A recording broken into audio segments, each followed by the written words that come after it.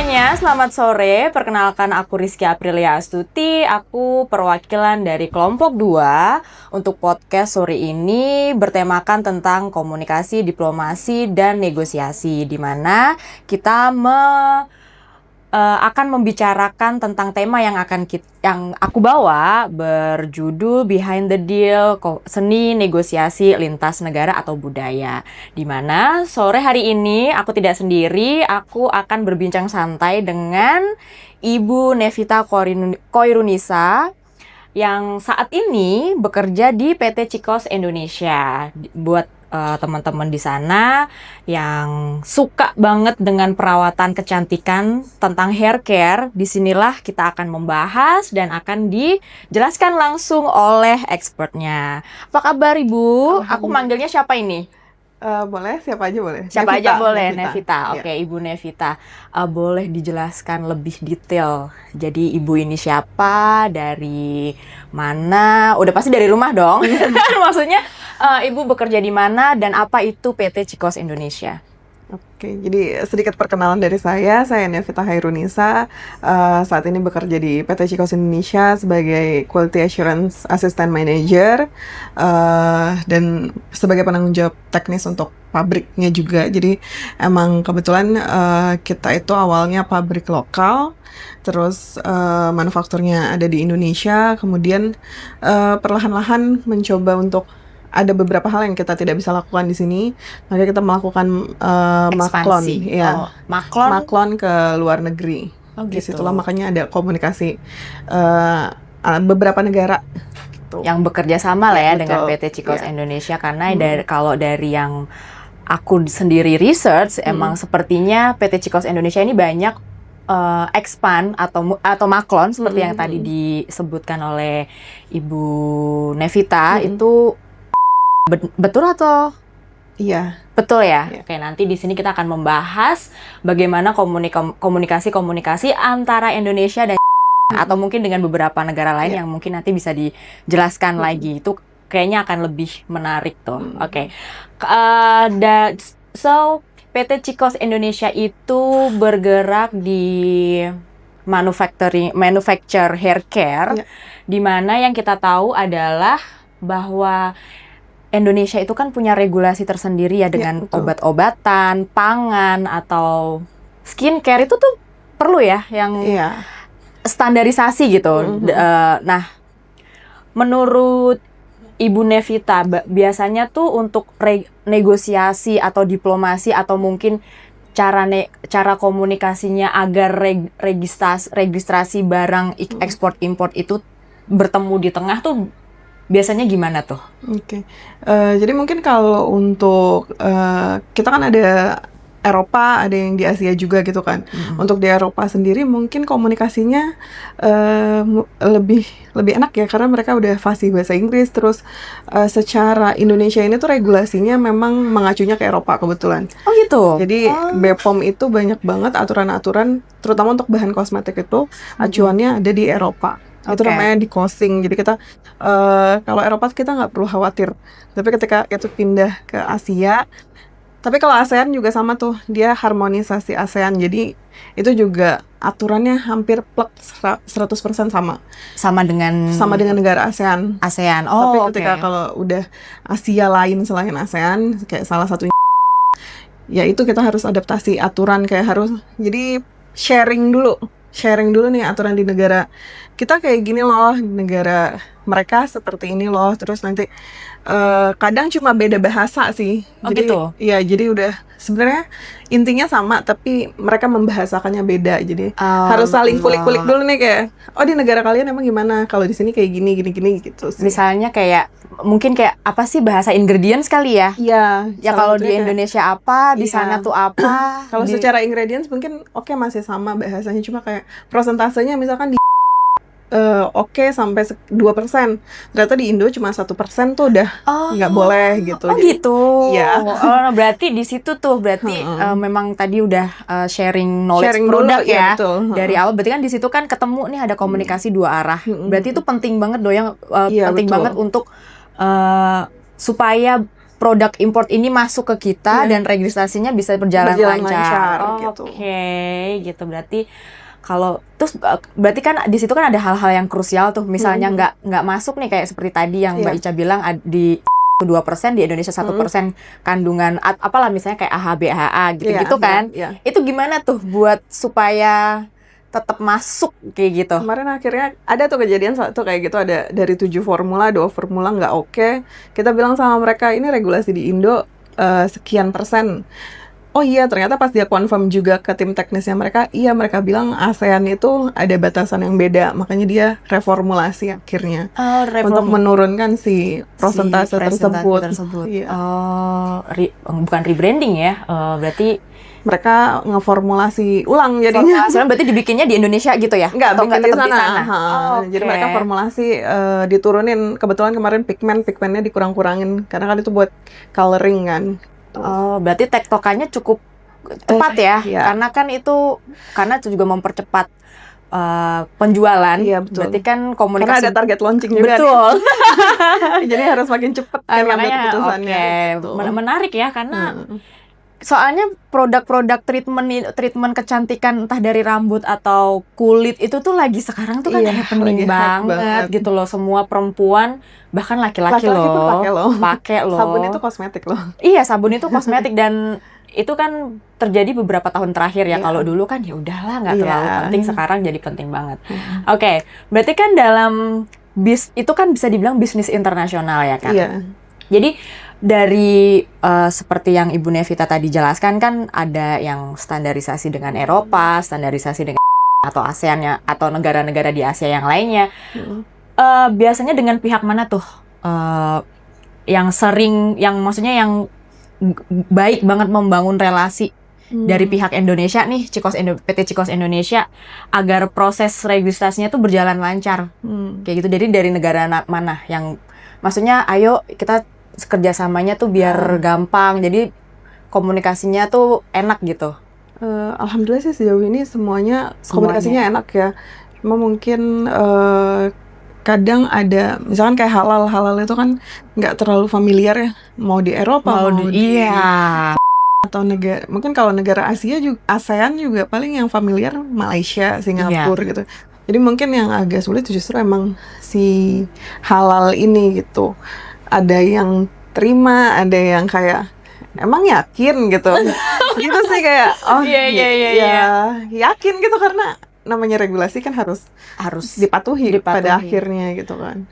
Biasanya tuh kalau dari relasinya Ibu Nevita yang dari luar negeri tuh menanggapi adanya statement halal Indonesia tuh mereka gimana, dan maksudnya gimana dari pihak Indonesia ini present bahwa kita ada loh halal Indonesia.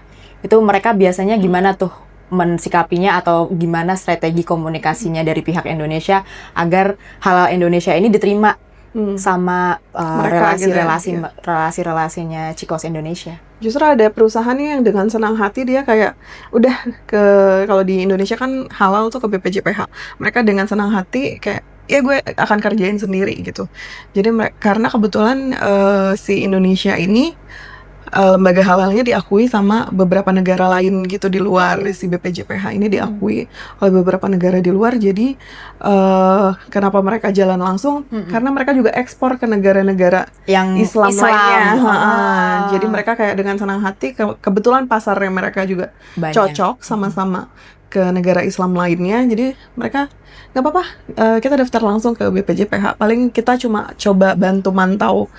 Kalian ada kesulitannya di mana gitu, nanti kasih tahu gitu sih.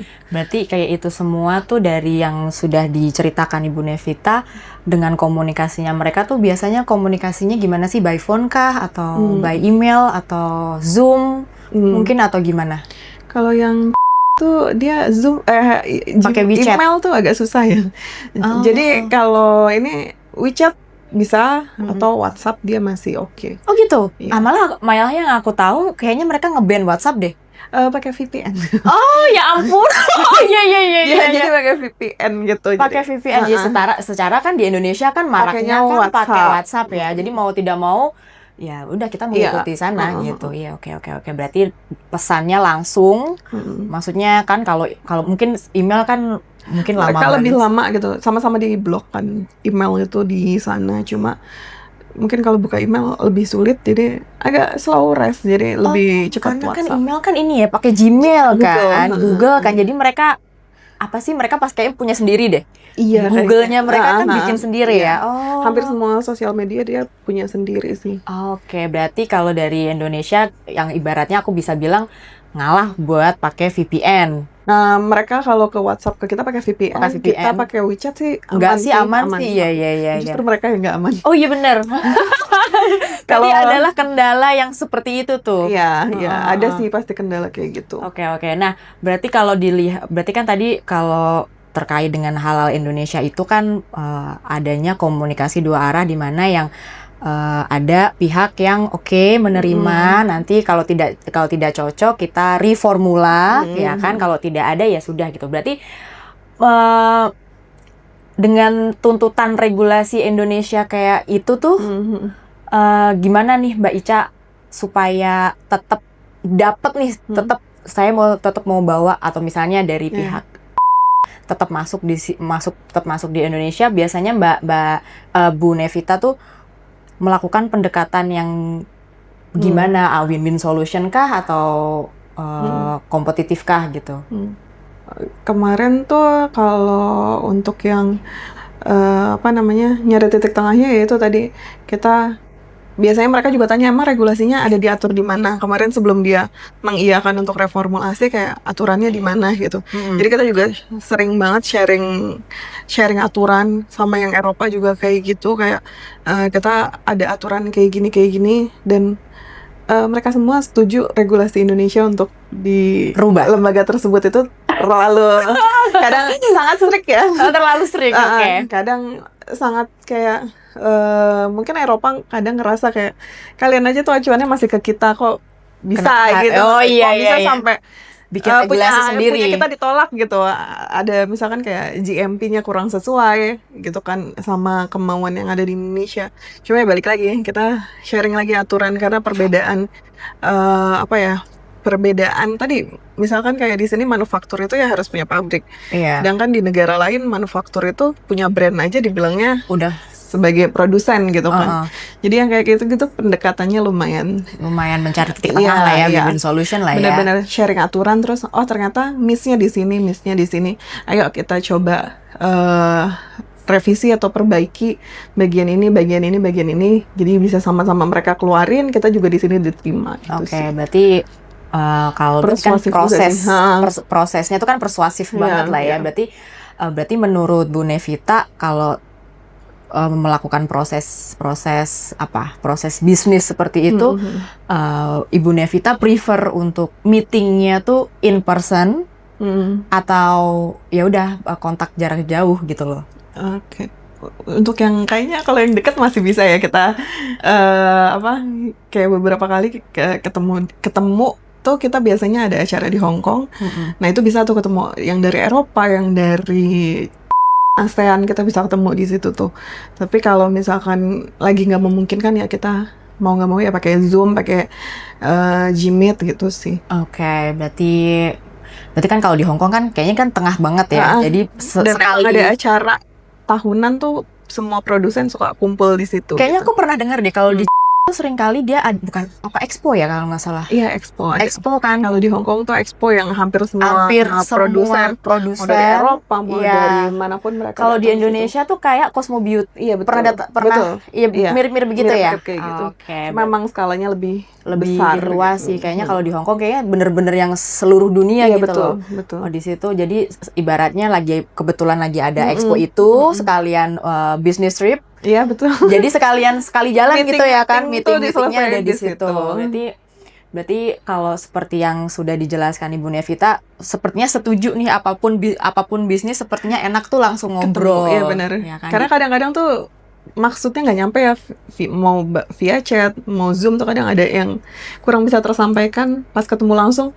Oh baru sama-sama ngerti. Oh maksudnya gini loh. Oh itu mah nggak sesulit yang waktu itu kita omongin via chat atau via Zoom gitu Oh sih. iya benar-benar benar. Jangankan untuk bisnis yang seperti Bu Nevita lakukan ya. Terkadang kalau kita ngobrol sesama temen aja, Iya betul. bahasa chat itu kan nggak Beda, sesuai iya. bahasa ini ya, bahasa pronounce gitu loh ya Dari kan. nadanya, mimiknya kan nggak kelihatan juga Bener, kan. jadi entah ini apa, jadi oh ya sudah gitu. Berarti sama sih seperti bisnis, meski di internasional pun ternyata memang perlu adanya meeting in person gitu, Iya. meeting bertemu langsung supaya pesannya tuh tersampaikan, pesan bisnisnya tersampaikan, produknya tersampaikan dengan baik. Betul.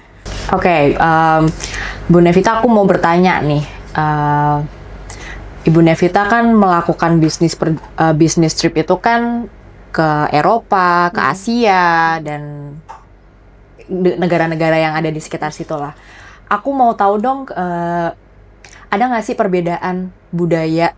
Udah pasti budaya pasti ada perbedaannya ya antara Asia dan Eropa dan Indonesia. Dimana kita kan Indonesia kan ya ikut Asia gitu kan.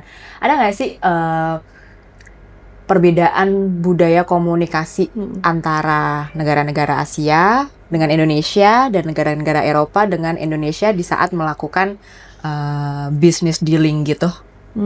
Kalau secara mungkin kalau Eropa terkenal ini ya tipe yang straightforward banget ya. Straightforward, ya. Jadi yes no tuh nggak ada abu-abu gitu, kayaknya nggak ada di tengah-tengah. Jadi emang tipikalnya sangat straightforward. Jadi antara ada enaknya ada enggaknya enggaknya. lah gitu. Terus kalau tipe Asia ternyata emang Asia tipikalnya sama ya, masih ada basa-basinya, masih ada ya gitu ya, masih ada komunikasi yang basa-basi tuh masih Masih ada ya. ada. Tapi ternyata aku baru tahu juga dari bos aku, Eropa tuh kalau udah percaya kayak dia ternyata bisa cerita tentang keluarganya. Jadi ketika dia udah kayaknya udah nyaman udah gitu, nyaman. dia bisa tuh tukar-tukaran kayak aku punya anak umur segini gitu. Kayak kemarin aku lahiran anak pertama tuh barengan ternyata sama dia. Oh Terus gitu. saling di email tuh sampai ada congratulations on your baby gitu. Ini ada kayak mungkin ada pertukaran informasi nih gitu karena sudah ada trust kan di Iya, situ. dia mau tuh cerita tentang keluarga gitu. Oh, berarti tetap seperti yang kita tahu bahwa Eropa itu low konteks banget di komunikasinya. Iya, Mereka iya. lebih tegas apa Iya, adanya, betul. to the point. Sedangkan di Asia itu lebih high konteks, di mana yang ya perlu ada kulonwonnya Iya, dulu, betul. assalamualaikumnya dulu gitu. Meskipun kalau aku boleh tahu, meskipun di negara-negara Asia yang udah jauh lebih maju dari Iya, Indonesia tetap begitu juga ya. Bener. Tapi aku belum pernah sih kayak sharing keluarga, tapi dia tetap kayak masih ada basa-basinya tuh, masih ada banget. Terus sama mungkin cara dia nge-treat tamu itu Indonesia banget sih. Oh Aku juga gitu ya? kaget. Heeh. Oh, contohnya kayak gimana tuh? Jadi kayak kita namun nih ke kantornya dia, kalau visit itu dia benar-benar menjamunya dengan sangat kayak kita ngerasa istimewa banget gitu. Padahal padahal maksudnya ekspektasi kita di negara maju tuh kan biasanya individual gitu ya. Betul. Ternyata ketika mereka punya tamu tuh ini banget loh. Treatmentnya bagus lah ya. Bagus ya, bagus banget sih. Oh, aku pikir cuma di Indonesia doang ya. Aku pikir juga gitu. Ternyata di sana Ternyata ada beberapa negara ternyata yang masih sama gitu. Mungkin karena Asia itu ini ya, budaya timur ya, jadi mungkin. kurang lebih tuh sama gitu, Iya. kayak kita dari segi komunikasinya, budayanya dan lain sebagainya. Nah, terus kan lanjut nih dari adanya perbedaan gaya komunikasi dari berbagai budaya itu, pernah nggak waktu itu ada miskomunikasi yang pernah dialami sama Bu Nevita? Wah, ya, kira-kira sejauh ini sih rasanya aman ya, karena kita berusaha clear dari awal. Karena kan kita prosesnya import, terus ya tadi udah di screeningnya dari awal terkait aturan, terkait cara mereka bekerja, atau misalkan mereka butuh berapa lama. Mungkin seringnya malahan ini kali ya, lead time-nya tuh suka nggak sesuai sama di awal. Tapi kalau miskom sih sejauh ini alhamdulillahnya aman. Aman ya, oke.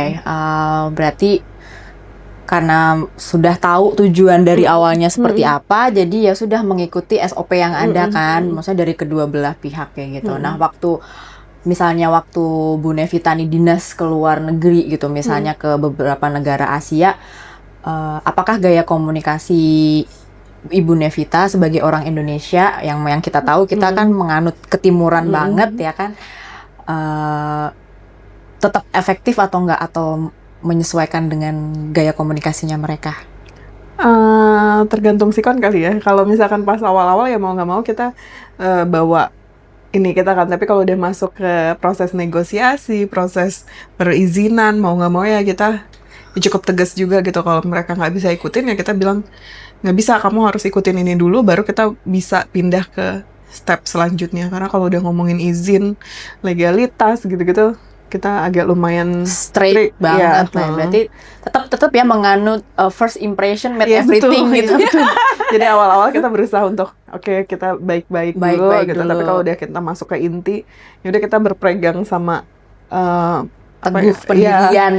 karena kan akan dituangkan di MOU, jadi kita akan sama-sama semaksimal mungkin lah.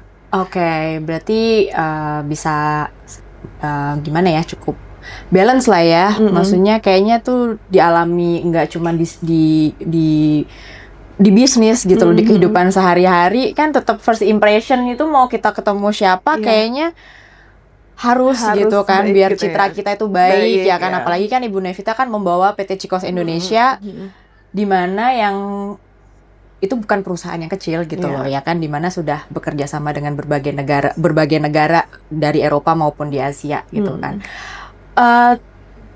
Kalau aku boleh tahu, gimana caranya Ibu Nevita itu menjaga balancing biar balance gitu antara profesional, ketegasan berbicara, dan adanya budaya yang sudah terbentuk sebagai habit gitu, tanpa melawan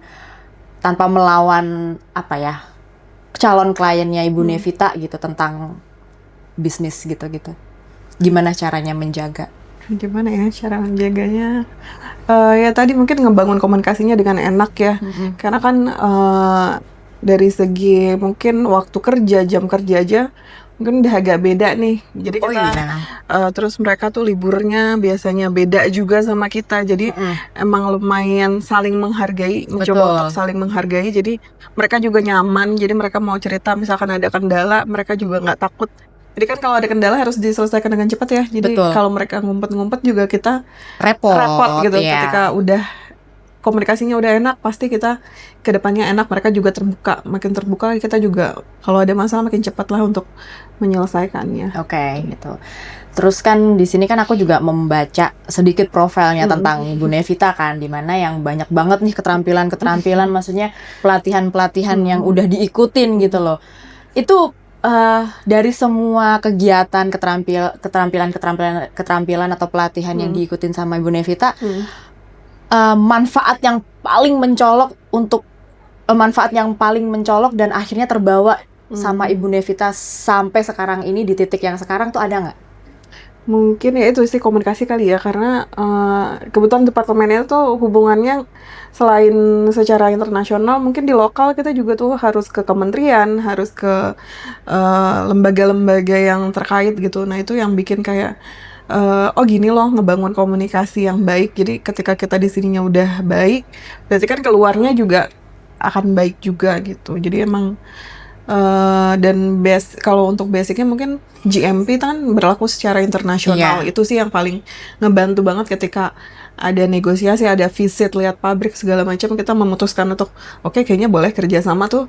Ya itu sih basicnya banget tuh dari GMP itu. Oke, berarti memang komunikasi memang terus dipelajari, learning by doing, agar semua pesannya tersampaikan, tapi juga ditunjang dengan kemampuan bahasa asing ya kan? Iya betul sih. Berarti kalau misalnya, berarti bahasa yang digunakan untuk berbisnis, berarti tetap pakai bahasa Inggris. Karena yang diterima di Indo kan juga dokumen semua harus dalam bahasa, minimal bahasa Inggris gitu. Karena kalau nggak bahasa Inggris nanti lembaga-lembaga yang di sini juga mereka nggak mau terima, kita harus translate lagi. Kalau translate harus tersumpah lagi gitu. Jadi kita semua bahasa Inggris. Berarti pakai satu pintu menggunakan bahasa Inggris, bahasa internasional lah ya. Kan itu kan bahasa pakem lah ya. Untuk bisnis, untuk apalagi bisnis internasional kayaknya harus deh gitu. Oke, ini pertanyaan terakhir nih dari aku ya kan. Akhirnya ya kan, teman-teman di sini mungkin sudah apa namanya, cukup banyak ilmu-ilmu yang didapat nih dari Ibu Nevita gitu. Jadi menurut Ibu Nevita, satu kunci utama negosiasi bisnis internasional seperti apa? Mungkin dari cara komunikasi itu kuncinya juga, karena kalau kita balik lagi tadi, kalau kita memperlakukan orang dengan enak, orang juga akan enak sama kita gitu. Jadi yang pertama yaitu, terus basicnya harus sama-sama tahu dan harus sama-sama terbuka, dituangkan dalam MOU. Dia semua sudah jelas. Semua Karena- data tersiap, siap banget siap, lah ya. karena kalau nggak ada MOU kayaknya ya mungkin Kita kita mau pegangannya apa gitu. Iya. Jadi semua harus tertuang dengan baik, dengan rapi.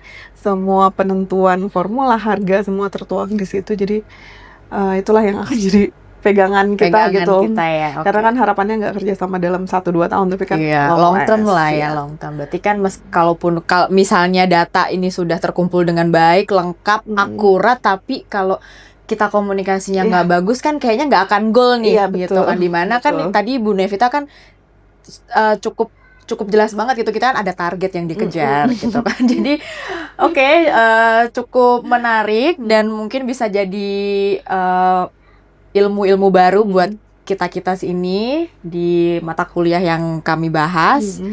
Dan mungkin bisa kita akhiri untuk perbincangan kita sore hari ini. Tapi teman-teman jangan kemana-mana, karena setelah ini atau mungkin ada jeda sedikit, kita akan melanjutkan adanya bincang-bincang dengan narasumber kita yang lain, sama-sama bergerak bisnis internasional seperti Bu Nevita. Jadi buat teman-teman, terima kasih sudah menonton channel kita. Terima kasih Bu Nevita. Terima kasih. Sudah membantu kita untuk sharing knowledge. Kan ini sharing knowledge kan sama-sama gitu ya kan. Oke teman-teman, terima kasih. Jangan kemana-mana ya. Halo semuanya, selamat malam. Perkenalkan, aku Rizky Aprilia Astuti, perwakilan dari kelompok 2 untuk podcast mata kuliah komunikasi, diplomasi, dan negosiasi. Dan malam ini saya akan membawakan tema yang berjudul Behind the Deal, Seni, Negosiasi, Lintas Negara atau Budaya. Dan malam ini saya akan berbincang dengan Bapak Mas Diponegoro. Tepuk tangan semuanya. Tepuk tangan dong. Oke. Bapak Mas Diponegoro ini adalah International Sales Senior Manager di perusahaan PT Ziegler Indonesia. Mungkin dari siapa nih saya bisa memanggil Bapak? Panggil nama aja. Mas Dipo. Mas Diponegoro atau Bapak Dipo? Dipo, oke. Kalau gitu sesuai dengan namanya, ada kata-kata Mas di depan as a first name. So, boleh. Can I call you Mas Dipo because it's very easy, Sure. right? Okay. So, Mas Dipo, boleh dijelaskan nih atau diceritakan sedikit untuk teman-teman yang ada di layar sana atau di belakang sana, Mas Dipo ini sebenarnya siapa dan apa di Ziegler Indonesia itu? Oke. Seperti yang tadi udah dijelasin, saya Senior Sales Manager International Sales di Ziegler Indonesia. Yang mungkin perlu diberi penjelasan sedikit, bergerak di bidang apakah Ziegler Indonesia, seperti itu ya? Iya, betul. Sebenarnya ini perusahaan PMA berinvestasi di Indonesia dengan headquarter di Jerman. Kebetulan dipusatkan saya sebutnya dipusatkan di Indonesia karena areanya cukup besar. Bukan hanya untuk di Indonesia, tapi juga di Asia, khususnya South Asia. Oke, berarti untuk negara-negara sekitar tetangga. Tetangga lah ya, berarti ASEAN. South Asia. South Asia, berarti Ya. ASEAN aja lah ya. Oke. Produknya seperti apa? Produknya adalah special vehicle. Special yang vehicle. sekarang ini lagi banyak sih kendaraan pemadam kebakaran. Oke, itu sudah cukup menjelaskan ya siapa Mas Dipo, ya kan? Dan mungkin untuk bisnis-bisnis yang lebih lanjut, mungkin kita tidak akan membahasnya lebih dalam gitu, karena di sini kita akan Nggak boleh juga rahasia dapur soalnya. Oh gitu, oke, baik, tidak masalah. Dan lagi pula kita di sini juga akan hanya membahas di ranah komunikasinya saja gitu ya. Seperti Oke. yang kita semua tahu, kita kan hidup itu harus terus berkomunikasi ya kan, seperti kita berbicara ini kan as a communication between Yeah. two people, right? So jadi di sini mungkin sudah dijelaskan latar belakang dari Mas Dipo gitu kan. Jadi kita persingkat aja ya untuk pertanyaan yang mendasar nih dari aku. Dalam bernegosiasi yang sudah menjadi pengalaman Mas Dipo di bisnisnya, di bidangnya, Oke. ada nggak sih perbedaan waktu Mas Dipo itu berbisnis di ranah domestik dan internasional? Sebagai orang Indonesia, jawabannya ya, Oke. pasti ada perbedaan. Pasti ada perbedaan tuh. Biasanya kalau di sisi komunikasinya tuh perbedaannya gimana?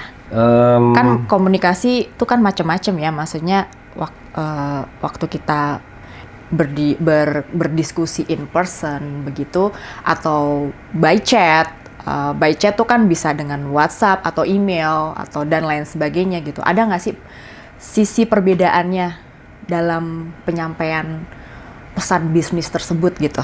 Oke, to the point aja. Kalau untuk di luar negeri itu seperti kita itu lebih dituntut untuk smart dan cepat berpikir untuk memastikan informasi atau ya apapun lah tujuannya seperti apa, targetnya dalam penyaluran informasi, bagaimana caranya pesannya itu sampai. Ini yang agak berbeda sama di Indonesia gitu. Kalau di Indonesia mungkin nggak apa ya, Kurang terlalu straightforward lah ya bahasanya. kurang straightforward, dan ya karena kita sering ketemu, kita hidup di Indonesia, kita bicara A, orang udah paham ini arahnya kemana. Tapi begitu kita menghadapi foreigner, itu kita nggak punya apa ya namanya, feelingnya nggak dapet, intuisinya nggak dapet. Jadi kita harus mikir, pastiin apa yang mau saya sampaikan, gimana caranya ya dia bisa paham.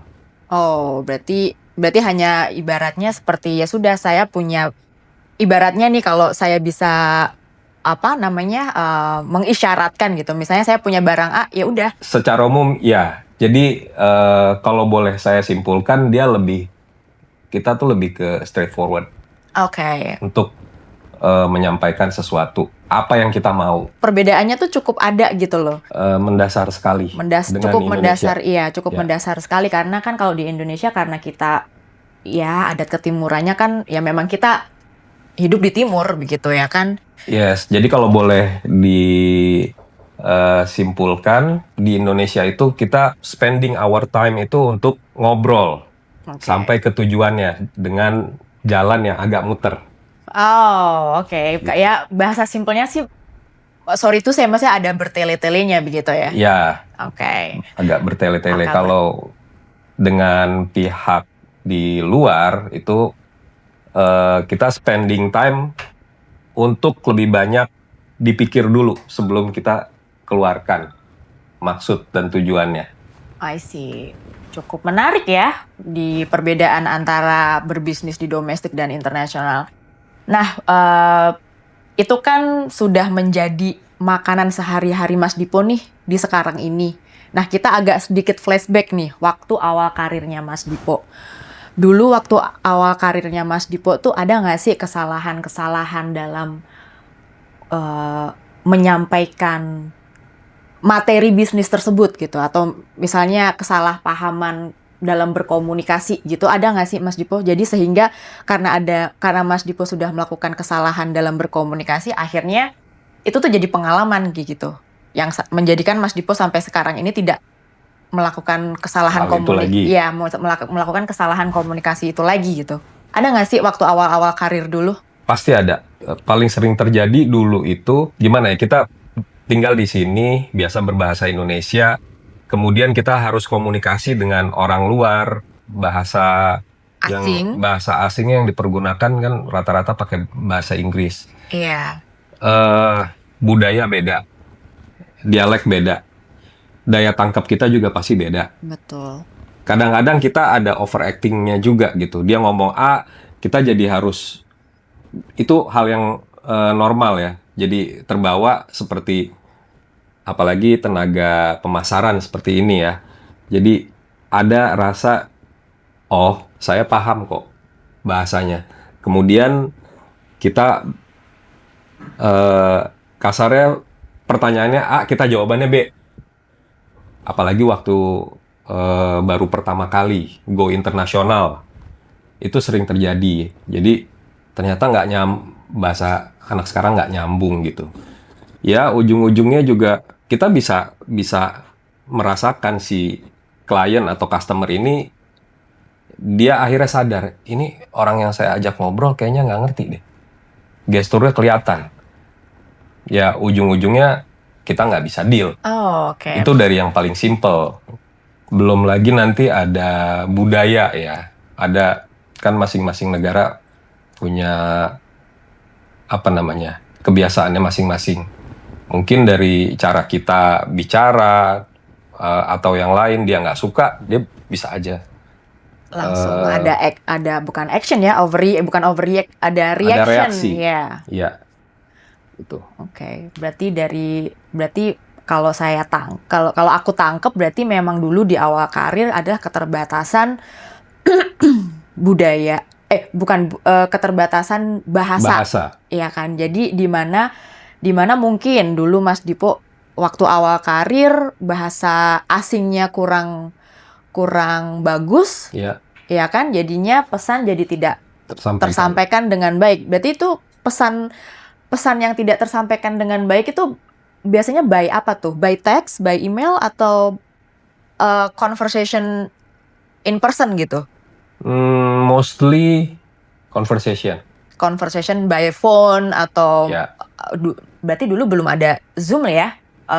Dulu berarti by phone aja? By phone. Oke. Kalau in written kemungkinannya agak kecil karena kita kan masih punya kesempatan untuk Cari melihat grammar gitu. atau ya tadi cari grammar, misalnya bahasa Inggris atau apa, masih ada kesempatan lah. Atau untuk mengirimkan informasi tertulis, pasti kan kita double checking, kalau ada yang salah kita sempat revisi gitu. Nah itu mostly kejadian misunderstanding itu biasanya direct conversation. Direct conversation. Itu sih sepertinya sampai sekarang pun masih menjadi problem semua orang gitu. Yes. Untuk tidak hanya berkomunikasi dalam segi apapun itu masih sering terjadi sih. Oke, cukup menarik ya. Nah, untuk sampai nih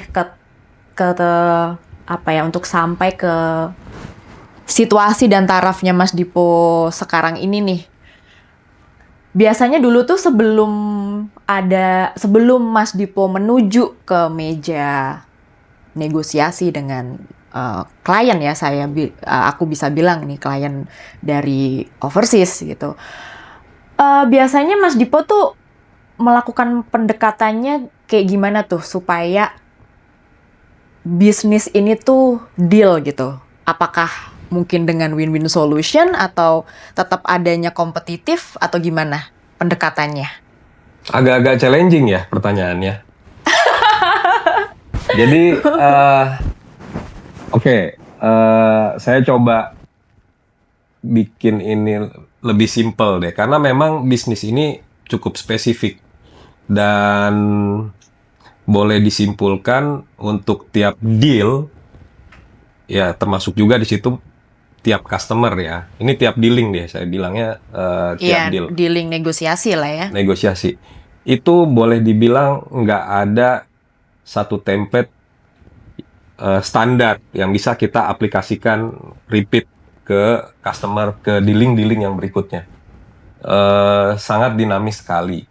Jadi ya simpelnya practice make perfect ya. Practice makes perfect. Itu yang utama untuk diri sendiri, kita harus menajamkan feeling, intuisi seperti itu, belajar apa budayanya si customer, itu akan sangat membantu.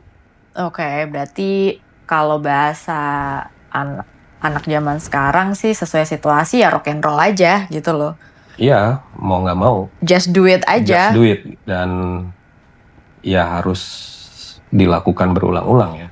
Gitu. Berarti tidak ada pakem lah di situ. Nggak ada, Tidak ada. Jadi freestyle aja. freestyle. Oke.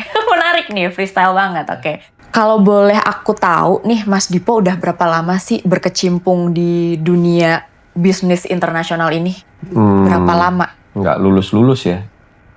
Sekitar 20 tahun. Wow, 20 tahun. Berarti Mas Dipo udah bener-bener memahami, bener-bener hafal, bener-bener tahu apa produk yang akan dijual. Wajib. Itu wajib kan? Iyalah, Ya. karena 20 tahun itu bukan waktu yang sangat singkat gitu untuk benar-benar melekatkan diri ke dalam produk tersebut gitu ya kan. Aku bisa bilang kalau orang yang kenal Mas Dipo itu pasti bayangan di belakang nama Mas Dipo itu ya PT tersebut gitu ya kan. Boleh dibilang begitu. Ya, oke. Berarti kalau dari bisnis yang sudah digeluti 20 tahun itu, apa sih yang bisa dipelajari dari sisi gaya komunikasinya, lawan negosiasinya Mas Dipo? Supaya dari setelah dipelajari itu, biar negosiasinya tuh deal gitu. Simple sih. Kita harus tahu dia maunya apa. Cuman itu aja sih targetnya. Caranya mau gimana? Ya tadi rock and roll. Tapi kita jadi akhirnya terlatih untuk membaca apa situasi atau apa itu, Gestur, termasuk pesan. pesannya, dan satu hal yang paling penting itu semua harus in paralel sama kita datang ketemu orang juga pasti punya target dong. Oke. Customer itu pasti punya keinginan, kita punya target. Nah, dalam apa tadi Bernegosiasi itu. namanya? Negosiasi atau tadi apa conversation ya? Conversation, ya. Itu jadi terlatih sekali kita. Setiap kali dia bicara A, kita juga komit sama target. Jadi terlatih untuk mencari titik temunya di mana, seperti itu ya. Melalui conversation tadi. Melalui conversation tadi. Sebenarnya cukup rumit ya. Um, Rumit tidak rumit. This is daily basis. Oh, that's nice. That's very nice. This daily basis is like you make it simple like every day. Sometimes you cannot sleep. Because you have a thought Yes. inside your head. Yes. Oke. Wow. Sampai aku harus bingung nih mau nanya apa karena it's very complicated actually. I mean in my point of view. And sometimes I cannot explain because actually this is a daily basis. It's very very daily basis. So you Dynamic. Ya. Ya. Oh ya, ada satu lagi nih yang menurut aku seru nih. Menurut aku seru ya. Ada nggak sih kalimat atau sign atau gestur yang menentukan keberhasilan dalam negosiasi? Pertanyaannya tadi boleh diulang, apakah ada satu gitu ya? Iya, satu kalimat Kalimat atau sign atau sign. atau gestur. Jawabannya, kalau pertanyaannya itu jawabannya tidak ada. Oh, Kenapa tidak ada? Karena sebenarnya kalau kita sudah menjiwai, kita udah terjun di situ, kita bisa baca, itu namanya intuisi. Jadi kita bisa baca ini sebenarnya good deal atau bad deal, itu kita pasti punya feeling ke arah sana yang kuat gitu. Itu macam-macam dari cara bicara klien kita, apakah dia satisfied atau tidak. Kemudian gestur, orang kan kalau excited tuh kan terlihat gesturnya kan positif ya. yes, itu semua bisa jadi tanda. Nah, di-combine sama teori yang tadi dari awal kita harus ya itu sebenarnya juga termasuk baca sign kan. Oh ini bakal bad dealing gitu, dari gestur kita udah tahu oh ini nggak bisa diterusin. Jadi intinya close deal itu adalah kumpulan dari sukses story yang kecil-kecil itu. Itu kita tinggal ngikutin aja sih sebenarnya. Berarti dari awal sudah terlihat nih benang merahnya Ya, dari hal simple-simple yang terlihat dari customer ya. ya, kita selesai meeting, mungkin kita beli air es atau ngerokok, oke. Itu kesuksesan kecil. Besok kita harus ulang lagi di customer yang sama ya, sampai dia close deal. Itu kita seperti ngikutin aja alurnya, itu kita bisa sukses close deal di penjualan tersebut lah. Oke, Intinya banyak yang bisa kita tangkap. Kalau mau disebutin, jadi nggak akan cuma satu tanda-tanda kesuksesannya. Jadi bisa macam-macam dan kita lebih bisa merasakan by feeling by feeling. dan intuisi. Ya, Bagaimana atau biasanya ada nggak sih ritual-ritual tersendiri dari Mas Dipo itu untuk mempersiapkan diri sebelum masuk ke meja bundar atau meja negosiasi? Itu kan biasanya kan setelah Mas Dipo mempersiapkan diri kan pasti Mas Dipo menemukan formula nih atau pendekatan yang bagaimana gitu. Pendekatan yang win-win solution kah atau yang pendekatan yang kompetitif kah? oke. Jadi tadi persiapannya seperti apa begitu ya? Ya, adakah ritualistik tertentu gitu dengan pendekatan-pendekatannya? Boleh disebut itu ritual, tapi pada dasarnya itu adalah proses. Ya, Yang terutama kita harus pelajari karakter klien kita. itu yang pertama. Itu utama. Oh, itu utama. Oke. Ya, kita harus pelajari dulu karakternya. Jadi kalau orang mau pacaran, pasti kan Ada PDKT dong. PDKT atau profiling. Oke. Itu penting. Jadi dari situ kita bisa punya beberapa teori. Kalau seperti ini, termasuk misalnya kalau itu perusahaan, prosedur yang berjalan di dalam perusahaan itu seperti apa, kemudian si decision maker-nya sendiri sifatnya seperti apa, itu kita harus pelajari untuk jadi bekal kita melakukan negosiasi. Kesimpulannya sih begitu. Sebenarnya cukup kompleks. Iya, kalau mau dijelasin lagi kan misalnya saya punya usaha di Indonesia, saya harus berbisnis di negara Bangladesh misalnya. Nah itu akan lebih banyak lagi kalau dijabarin. Tapi intinya sih yang tadi, kita harus kenali siapa klien kita. Oke. Itu kunci utamanya. Itu kunci utama. Ya, kemudian teori tadi apa pendekatannya ke Win-win solution kah atau kompetitif kah? win-win solution atau kompetitif. Bisnis ini membuat saya sampai sekarang nggak pernah bosen karena quite challenging. Quite challengingnya yaitu antara win-win solution atau kompetitif. Di-combine atau... Iya, Oh ya? itu dinamis sekali. Ada saatnya kita harus seperti mempertahankan apa mau kita, target. Karena kita pasti dong Dikejar target. ada target sesuatu untuk terutama informasi ya. Menyampaikan kadang-kadang kan orang bisa berpikir A sebenarnya itu adalah B menurut kita, sebaliknya juga begitu. Nah itu challengingnya di situ. Tapi in paralel gimana caranya supaya bisa ketemu di tengah ya win-win solution itu.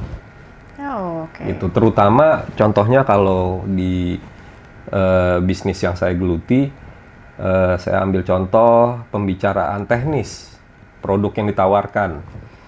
Kita pasti punya standar, tapi customer banyak mungkin bagian operasionalnya dia punya habit atau kebiasaan yang mungkin nggak ketemu. Nah ini gimana caranya nih? At the end itu bisa saling sama-sama sepakat. Kalau dari saya biasanya lebih ke pendekatan memberi penjelasan atau sharing knowledge, lebih ke situ. Kita harus mengedukasi customer kita.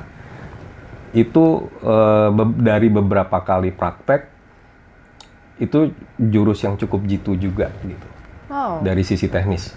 Dari sisi teknisnya cukup ya. Ya memberikan edukasi ini seperti ini loh, seperti ini. Jadi akan lebih mudah biasanya karena memang yang produk yang saya jual adalah produk barang teknis ya. Oke. Gitu. Nomor satu ya kitanya sendiri juga harus meskipun tenaga pemasaran ya harus punya basic teknik. Kalau nggak punya juga kita harus belajar. Basic teknik dan juga basic menyampaikan Iya, pesan agar pesan atau muatan yang kita bawa ini tersampaikan dengan baik oleh calon customer atau customer yang sudah ada. learning by doing. Learning by doing gitu. Oke, cukup. Obatnya cuman learning by doing. Learning by doing Dilakukan berulang-ulang. and then practice makes perfect, Yes. seperti yang tadi diucapkan oleh Mas Diponegoro. Nah, dari semua tadi yang sudah dijelaskan, pernah nggak sih terjadi miskomunikasi sehingga deal itu tuh gagal gitu? Kan tadi ada sharing knowledge, memberikan informasi yang informatif dengan customers gitu, dengan pendekatannya yang tercombine itu tuh. Saya agak lupa kalau bad dealing ya. Iya, bad dealing lah, betul-betul. Mostly always good dealing. Oh, Kenapa? Karena ya itu tadi. Karena ini spesifik produk dan bisnis ini memang spesifik bisnis juga. Kemudian kita menyikapinya jadi selektif. Termasuk juga selektif memilih customer. oh itu penting ya. Itu penting. Berarti tidak customer yang datang akan selalu ya Enggak udah juga. oke, saya terima sebagai customer saya gitu.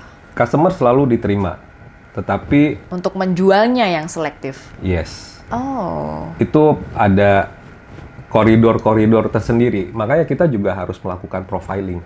Dan pasti semua customer, apalagi internasional, mereka pun pasti akan profiling kita. Ya mungkin karena sudah lama bertahun-tahun, jadi kita intuisinya jadi cukup tajam untuk melakukan filtering. oke. Jadi kalau saya punya target, personal target, customer yang mana ya? Yang ini. Kalau saya masuk gimana caranya? Begitu baru masuk, ini pasti deal. Dengan melalui segala proses Iya, komunikasi ya. iya, betul. Semua itu apalagi dengan adanya internet yang cukup bagus sekarang ini kan, jadi lebih gampang profiling Ya. dari sisi Kemudian random check, Random check. profiling, kayaknya seperti ini. Sepertinya, oke kita buktiin, coba saya ngobrol langsung. Bener nggak ya? Oke, kalau bener kita akan melakukan langkah A atau B. Oh ini bisa di follow up, yang ini tidak bisa di follow up. Berarti untuk meminimalisir adanya miskomunikasi itu berarti kan dari dua pihak, profiling check, random check, setelah itu making a conversation, berbicara langsung, Trial ya? trialnya dari berbicara ya, Ya. berbicara secara langsung ya. Ya. Itu berarti semua customernya Mas Diponegoro itu untuk sampai ke Mas Diponegoro itu mereka berarti langsung direct bicara, atau kayak kalau kita nih kan bisa ada nih kita mau misalnya kita mau apa gitu kan, kita pasti ada permisi, assalamualaikum gitu, misalnya by chat gitu, enggak ya? Atau langsung by call atau bagaimana? Maksudnya untuk perkenalan pertama? Iya. Di sini yang jadi pedagangnya adalah kita nih. Awal ya ini jadi kembali proses lagi ya. Iya. Awalnya itu boleh dibilang sebagai tenaga pemasaran kita harus siap ketok pintu keliling berarti. Door to door. Door to door. Itu Itu prinsip dulu. manajemen pemasaran ya. Ya.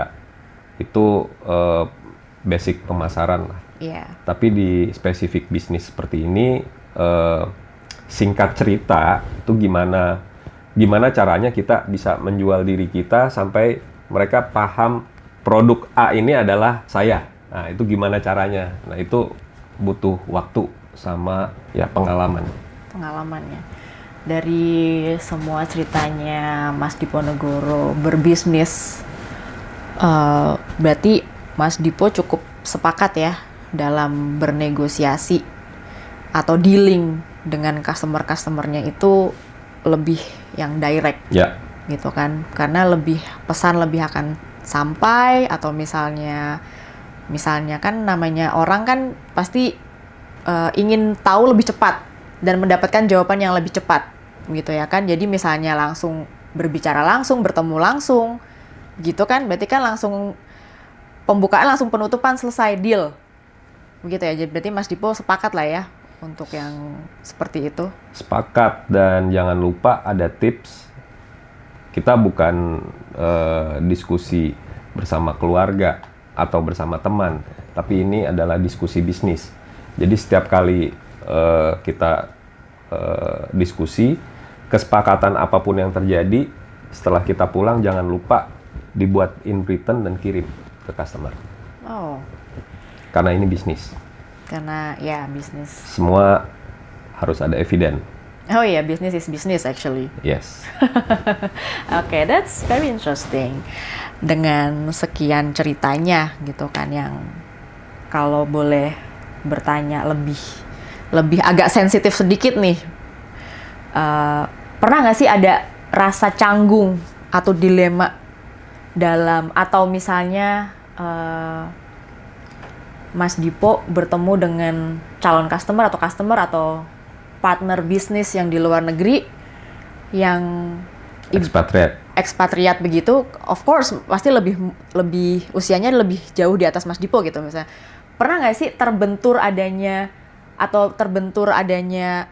etika dalam berkomunikasi karena melihat nih orang kayaknya lebih tua nih gitu, atau jabatannya lebih tinggi gitu? Grogi lah. Iya, grogi lah ya, Mbak, gitu. Pasti ada, karena selalu ada pengalaman pertama ya. Itu pasti ada. Oke. Cuma ya Profesional aja. Ya profesional. Kesimpulannya ya kita harus sering belajar sih dan berlatih. Ya itu semua bisa kita hadapi dengan latihan, exercise.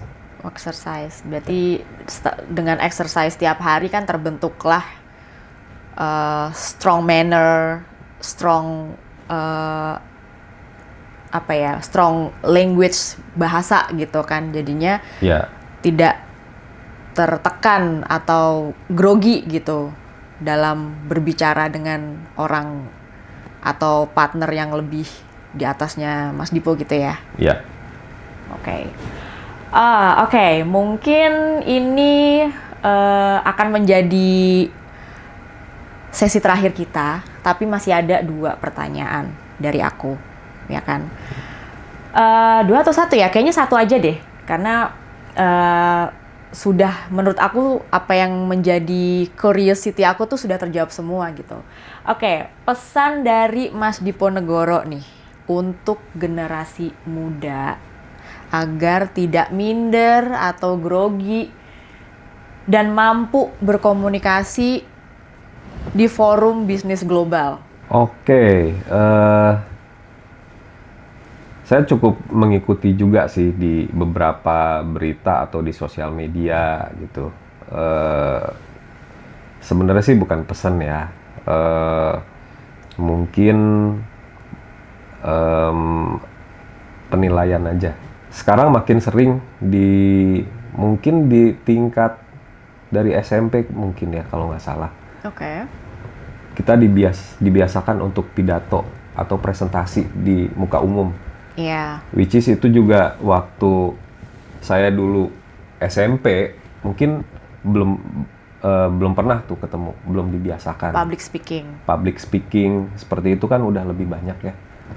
Ya pasti semua juga harapannya ke depan anak muda Indonesia akan lebih confident. Tujuannya pasti ke sana untuk berbisnis, public speaking atau apa, tujuannya untuk ke arah sana. Bermuaranya lah ya. Untuk apapun itu, public speaking harus dipupuk sejak dini. Yes. Setuju sih, karena jangankan yang muda-muda, yang mungkin yang seusia aku pun juga kadang-kadang public speaking aja juga masih grogi gitu, ya kan? Normal. That's Selama kita nggak menyerah, mau caranya seperti apa, rock and roll. Oke. Gitu. Aku akhirnya menangkap 2 kata-kata yang akan menjadi quotes-nya Mas Dipo malam ini. Jadi rock and roll, Ya. ya kan? Practice makes perfect. Itu kayaknya yang akan selalu aku ingat nih untuk bekal aku nanti dan mungkin untuk bekal semua teman-teman yang ada di sini atau teman-teman yang ada di sana yang menyaksikan podcast kita. Oke. Sekian dari conversation kita malam ini, cukup menarik, cukup banyak pengalaman yang bisa kita ambil. Mungkin bisa menjadi pembelajaran untuk kelompok aku terutama, dan mungkin untuk teman-temanku yang ada di kelas nantinya. Terima kasih, selamat malam teman-teman. Saya ucapkan terima kasih juga, panggilannya Mbak Kiki ya. Iya, Kiki. Thank you. Terima kasih. Ya.